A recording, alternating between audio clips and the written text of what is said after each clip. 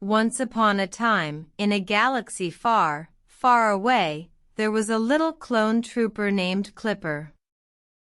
Despite being just a small trooper, Clipper had a big heart. One day, Clipper received a mysterious message from a wise old Jedi Master. The message said, "Clipper, you have been chosen for a secret mission." Clipper was nervous but excited. He embarked on his journey, traveling through the stars, searching for the missing Jedi Padawan, Ahsoka. He faced many challenges along the way.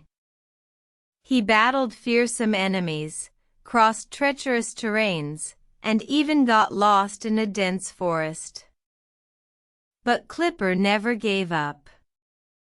He remembered the words of the Jedi, "Fear is the path to the dark side. Fear leads to anger, anger leads to hate, hate leads to suffering."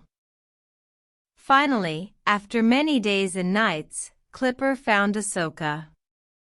She was injured and alone, but her spirit was unbroken.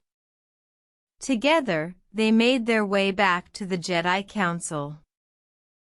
Upon their return, the Jedi Council praised Clipper for his bravery and determination. Ahsoka, grateful for his help, promised to train him as a Jedi Knight.